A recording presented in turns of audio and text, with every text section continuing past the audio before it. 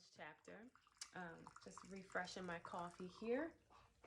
So we've read chapter 1, we've read chapter 2, chapter 3, The Power of Assumption. The title of the book is A Power of Awareness. And let's get into chapter 3. Man's chief delusion and his conviction that there are causes other than his own state of consciousness. All that befalls a man, all that is done by him, all that comes from him happens as a result of his state of consciousness. A man's consciousness is all that he thinks and desires and loves, all that he believes is true and consents to. That is why a change of consciousness is necessary before you can change the outer world. Rain falls as a result of a change in the temperature in the higher regions of the atmosphere. So in like manner, a change of circumstance happens as a result of a change in your state of consciousness. Be ye transformed by the renewing of your mind. Romans 12:2. To be transformed, the whole basis of your thoughts must change. But your thoughts cannot change unless you have new ideas for you think from your ideas. All transformation begins with an intense, burning desire to be transformed.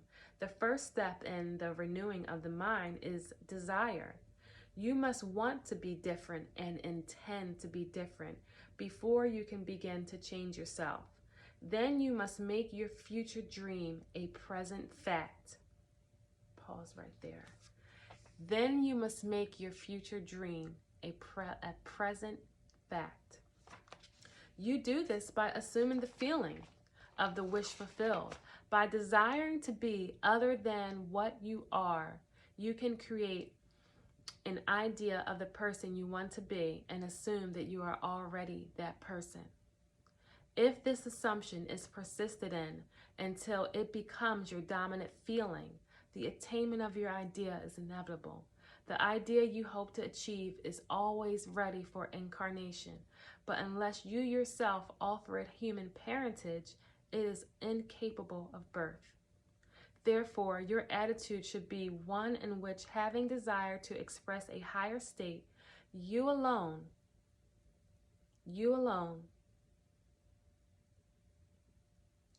accept the task of incarnating this new and greater value of yourself. I have to read this one again. To be transformed, the whole basis of your thoughts must change.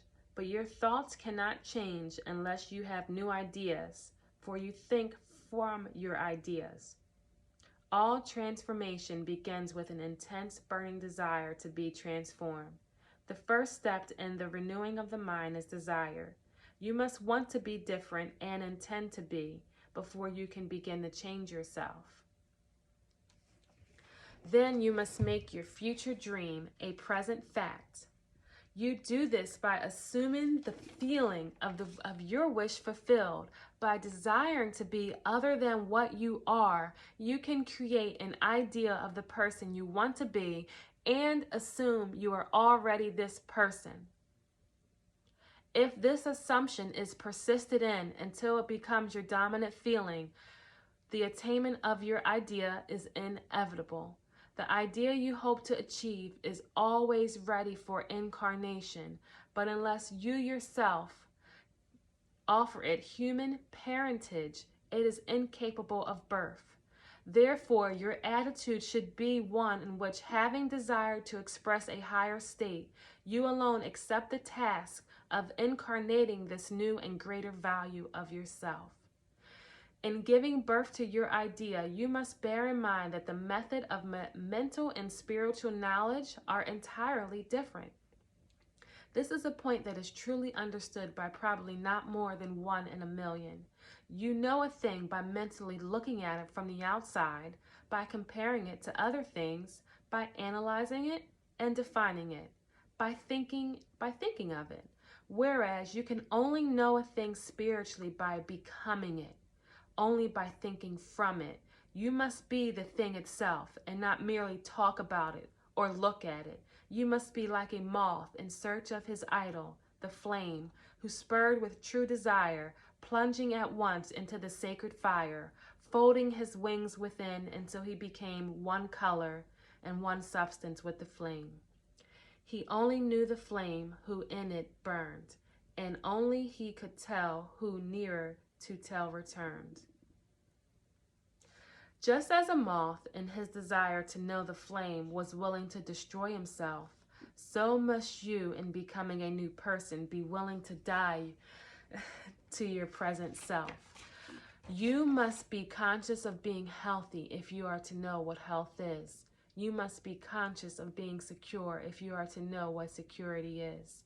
Therefore, to incarnate a new, greater value of yourself, you must assume that you are already that which you want to be, and then live by faith in this assumption, which is not yet incarnate in the body of your life, in confidence that this new value or state of consciousness will become incarnated through your absolute fidelity to the assumption that you are already that which you desire to be.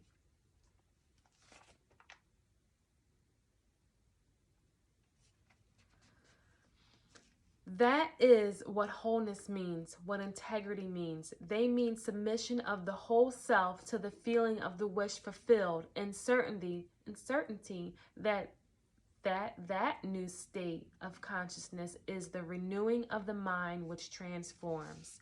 There is no order in the nature corresponding to this willing submission of itself, of the self, to the idea beyond the self. Therefore, it is the height of folly to expect the incarnation of a new and greater concept to come by a natural evolutionary process.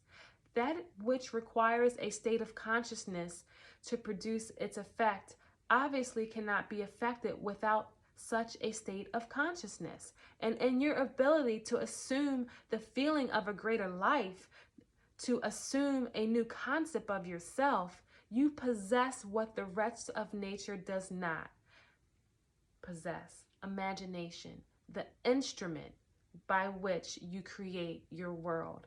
Your imagination is the instrument, the means whereby your redemption from slavery, sickness, and poverty is effected. If you refuse to assume the responsibility of the incarnation of the higher concept of yourself, then you reject the means, the only means whereby your redemption, that is, the attainment of your ideal, can be effected. Imagination is the only redemptive power in the universe. However, your nature is such that it is optional to you whether you remain in the present concept of yourself, a hungry being longing for freedom, health, and security, or choose to become the instrument of your own redemption, imagining yourself as that which you want to be, and thereby satisfying your hunger and redeeming yourself. Oh, be strong then and brave, pure, patient, and true.